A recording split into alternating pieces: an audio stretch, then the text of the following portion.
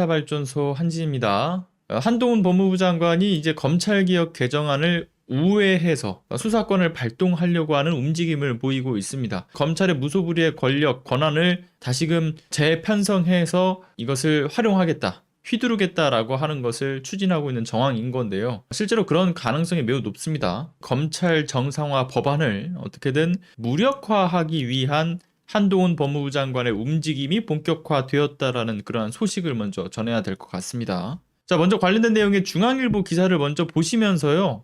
어떤 이 움직임이 있는 것인지를 우리가 읽어보도록 하죠. 그 흐름을 읽어야 됩니다. 중앙일보의 기사입니다. 내용 보시죠. 단독 한동훈 2호 지시 11개 중점 검찰청에 합수단을 만든다. 전문 분야가 지정된 전국 11개 중점 검찰청에 합동수사단을 추가로 설치하는 방안을 검토 중인 것으로 파악이 됐다라고 합니다. 서울 남부지검에 금융증권범죄 합수단을 출범시킨 데 이어서 국제범죄, 첨단산업보호, 식품의약, 특허 등 중점 검찰청마다 유관기관과 합동수사를 통해 전문수사 역량을 극대화하겠다라는 취지로 이야기를 하고 있습니다. 과연 그럴까요? 9월부터 이들 언론이 이야기하는 거는 이제 검수완박이라는 이야기를 계속 하고 있죠.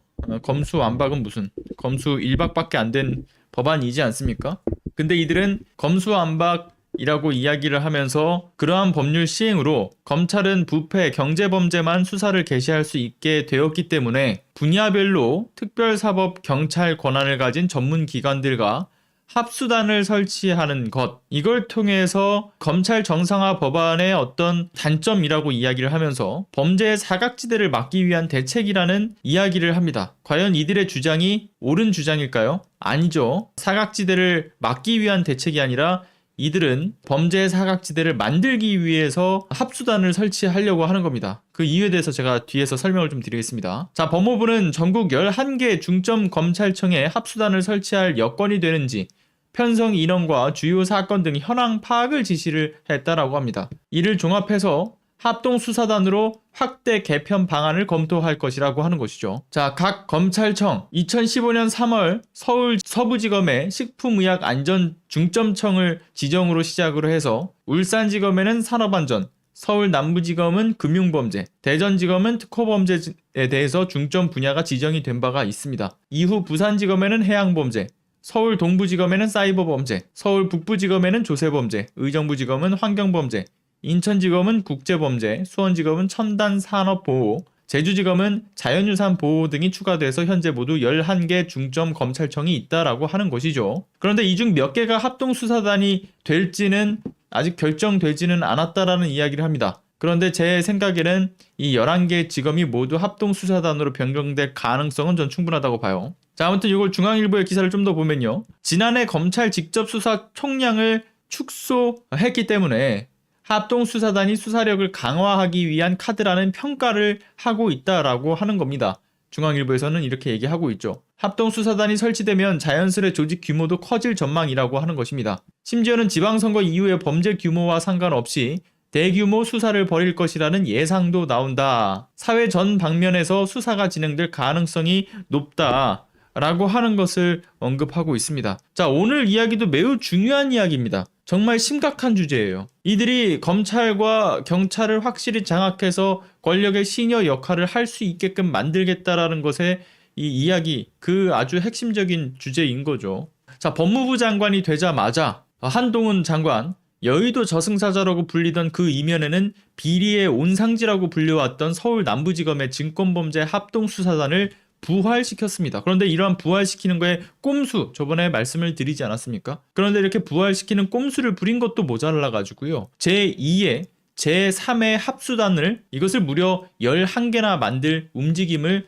포착을 한 것이죠. 검찰의 권한을 강화하겠다라는 입장을 대놓고 내놓고 있는 겁니다. 접근조차 할 수 없는 무소불위 검찰 권력을 만들겠다라는 그러한 소식인 거죠. 그런데 이들은 이러한 언론 보도 기사에서는 어떤 이야기를 합니까? 보시는 것처럼 범죄 사각지대를 막기 위한 대책이라는 분석. 말 같지도 않은 소리죠. 지난 증권범죄 합동수사단이 비리의 온상지라는 것을 이제는 뭐 저희도 정리를 해드린 바가 있듯이 시청자 여러분들은 다들 알고 계실 겁니다. 그런데 이러한 비리의 온상지를 곳곳에 더 만들어 두겠다라는 이야기 아니겠습니까? 자, 일단은 이 합수단 권력의 패단이 무엇인지에 대한 설명부터 간단하게 좀 드려야 될 것 같아요. 이미 며칠 전에도 그렇고요. 작년에도 또 수차례 관련된 내용을 좀 정리를 해드렸던 바가 있었기 때문에 웬만하면 다들 이제 아시겠지만 혹시 이제 새로 들어오신 분들도 있기 때문에 이해를 위해서 간단하게만 좀 말씀을 드릴게요. 자, 증권범죄 합동수사단이라고 하는 조직이요. 2013년에 박근혜 정부 임기 초반에 등장을 했다가 비리의 온상이라고 주목을 받아오면서 결국에는 추미애 법무부 장관에 의해서 해체가 되었던 조직입니다. 그런데 해체가 된 지 4년이 조금 넘은 시점에 다시금 한동훈 법무부 장관에 의해서 부활한 이 증권범죄 합동수사단 단장부터 검사들까지 모두 죄다 특수통 검사들로만 구성되어 있는 특수통 이중대라는 비판을 받아왔던 조직이죠. 거기에 특수통만 문제입니까?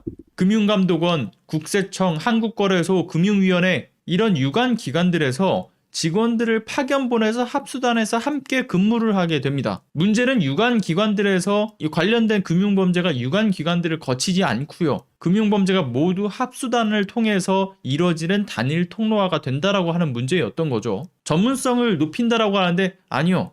전문성을 높이기보다는 그들의 어떤 범죄들을 무마시켜주거나 그러니까 선택적으로 수사를 하거나 선택적으로 수사하지 않는 불법적인 요소들만 더 증가하게 된 것이 바로 합수단이었습니다. 몇몇의 검사들에 의해서 금융범죄를 취사 선택해서 처벌할 수 있는 것이고 또는 처벌하지 않는다라고 하는 이 봐주는 일들이 끊임없이 발생을 해왔던 거죠. 그렇다 보니까 증권범죄 합동수사단 여기에 브로커들이 너도 나도 할 것 없이 달려들어서 돈봉투 찔러넣기 경쟁에 불을 붙여줬던 거 아니겠습니까? 이게 굉장히 오래되었던 이야기입니다. 2013년부터 이어졌던 것이니까요. 그래서 수많은 금융범죄들이 이 합수단에서 돈이 오가면서 무마되었다라고 하는 그러한 논란들, 금융범죄가 수없이 많이 무마되었다는 논란들이 있어 왔던 겁니다. 게다가 이 합수단에서 근무하던 검사들이 근무할 때도 주머니를 아주 두둑히 채웠는데 그런데 그뿐이었습니까? 이들이 옷을 벗고 나서 변호사로 개업하면요. 일반적인 정관들에 비해서 더 떼돈을 법니다. 주가 조작 사범들이 우르르 몰려들거든요. 그들이 변호를 요청하니까 수십에서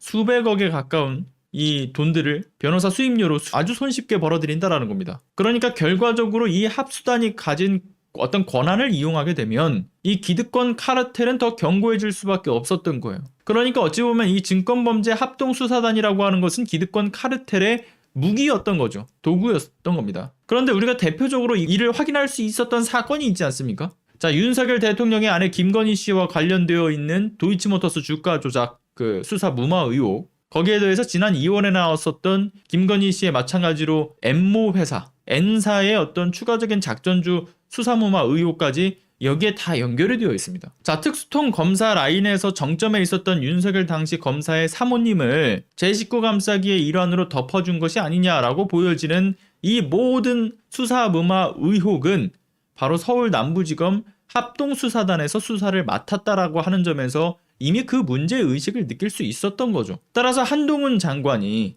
법무부 장관으로 임명이 되자마자 곧바로 증권범죄 합동수사단을 부활시킨 데 이유에는 저번에도 말씀을 드렸던 거지만 첫 번째, 검사들이 너도 나도 할 것 없이 꼭 가고 싶어하는 수백억 자산의 노후가 아주 확실하게 보장이 된 특수통 검사들의 젖줄이기 때문인 거고요. 두 번째, 금융범죄와 연관지어서 민주진영 인사들을 타겟팅하려고 하는 건데 이미 라임과 옵티머스 건을 무마시켰다라는 의혹을 수사한다라고 하는 것으로 봐서 이것을 어떻게든 문재인 정부 인사들과 엮을 가능성도 매우 농후합니다. 그리고 세 번째, 윤석열 대통령과 재벌과의 여러 유착 의혹들이 맞닿아 있는 것처럼 재벌들의 어떤 뒷사정들을 봐주겠다라는 의혹 플러스 재벌들의 어떤 목숨줄을 움켜쥐겠다라는 의도도 있는 것으로 보입니다. 그러니까 검찰공화국이라고 하는 오명에 아무런 거리낌 없이 선택적 수사와 기소를 통해서 제 입맛대로 정의를 실현하겠다라고 하는 겁니다. 관련된 구체적인 내용은 제가 요 정도로 정리를 하고요. 지난 5월 19일자 라이브 방송을 통해서 참고를 해주시면 더 이해가 되실 거라고 보는데 한번 꼭 봐주셔야 되는 내용이기 때문에 꼭 봐주십사 부탁을 드리고요. 아무튼 이어서 좀 설명을 드릴게요. 이어서 설명을 좀 드려야 되는 게 증권범죄합동수사단, 그러니까 증권범죄합동수사단처럼 이번에 합동수사단을 각 지검에다가 더 늘리겠다라고 하는 이야기. 문제는 이게 증권범죄합동수사단과 같은 꼼수인 거예요. 분야별로 이 합수단을 통해서 특별사법경찰 권한을 가진 전문 기관들과 함께 이 수사단을 별도로 설치하겠다라고 하는 의도가 뭐겠습니까? 바로 검찰 정상화 법안을 우회하겠다. 그래서 검찰 정상화 법안의 어떤 구멍, 그러니까 이 어떤 미흡한 점을 이용해서 수사권을 가져와서 자신들이 진행하겠다라고 하는 거예요. 그런 의도는 언론에서 전혀 보도가 되지 않고 있지만 그들의 의도는 충분히 알 수가 있죠, 우리가. 합동수사단을 설치해서 조직의 규모를 더 키우고 수사력 역시 강화하겠다라는 것을 지금 이야기하는데, 자, 그를 위해서 검찰 정상화 법안에서 자신들의 축소된 직접 수사권을 유관 기구들의 어떤 협조를 통해서, 그러니까 협조라고 하면 좀 아닌 것 같고요. 더 정확하게 얘기해서는 합수단이라고 하는, 합동수사단이라고 하는 단일 팀을 통해서 그들의 수사권을 이용하겠다라고 하는 의미인 겁니다. 그런데 이걸 우리가 조금 더 디테일하게 짚어보죠. 이미 개정된 검찰청법 일부 개정안의 내용과 형사소송법 일부 개정안의 내용에서 이들이 이용하려고 하는 규정이 무엇이냐, 그것을 제가 좀 보여드릴게요. 자, 이겁니다. 보시죠. 자, 보시는 것처럼 사법경찰관이 송치한 사건의 공소제기 여부 결정, 공소제기를 할지에 대한 여부나 뭐 이런 것을 결정하는 것이나 또는 그를 유지하기 위해 필요한 수사는 동일한 범죄의 범위에 한해서 수사를 할 수 있다라는 이러한 내용을 통해서요, 검찰이 직접적인 수사를 진행할 수 있는 여지를 이용하려고 하는 것이고요. 여기에 더해서 자, 여기 보시면 검사 본인이 수사 개시한 범죄는 공소제기할 수 없지만, 자, 보시면 가로 사법경찰관이 송치한 범죄는 제외한다. 검사 본인이 수사 개시한 범죄가 아닌 사법경찰관이 송치한 범죄에 대해서는 공소를 제기할 수 있다라고 하는 내용, 이 내용 등을 이용하려는 겁니다. 뭐 형사소송법 관련된 개정안도 이 위에 있는 내용과 동일합니다. 자, 그러니까 이들의 명확한 목적이 확인되는 거예요. 명확한 목적은 증권범죄합동수사단에 이어서 이번에도 단일 창구의 권한을 집중하는 것, 거기에 플러스 뭐 이러한 검찰 정상화 법안을 우회하려는 거죠. 그런데 언론에서는 뻔뻔스럽게도 뭐라고 얘기합니까? 앞서 말씀드렸던 것처럼 범죄의 사각지대를 막기 위한 대책이다 라고 열심히 프레임을 만들고 있는 거죠. 그러나 실제로는 다시 한번 강조를 하지만 범죄의 사각지대를 만들기 위한 대책인 겁니다. 그들이 보다 용이하게 제 식구를 감싸기 위해서, 그리고 보다 용이하게 이 어떤 보복 수사를 하기 위해서인 거죠. 금융 범죄만이 아니라 식품의약 안전과 관련된 거, 뭐 산업 안전과 관련된 거, 특허 범죄, 뭐 해양 범죄, 그밖에 뭐 사이버 범죄, 조세 범죄, 환경 범죄, 국제 범죄, 뭐 첨단 산업 보호와 뭐 자연유사 보호,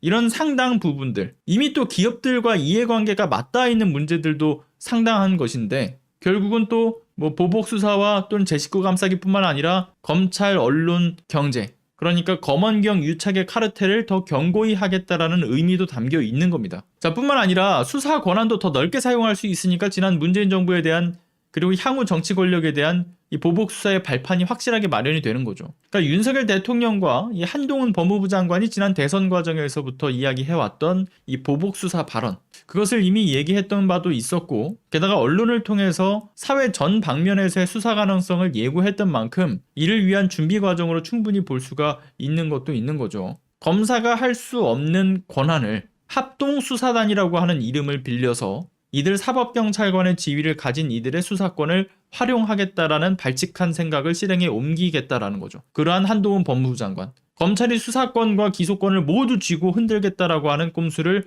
대놓고 이야기하고 있는 것으로 봐서요, 이미 검찰의 칼춤은 시작이 된 거라고 전 생각합니다. 자, 합동수사단의 설립 강력하게 저지를 해야 된다, 이 점을 강조드리면서 들어가 보겠습니다. 감사합니다.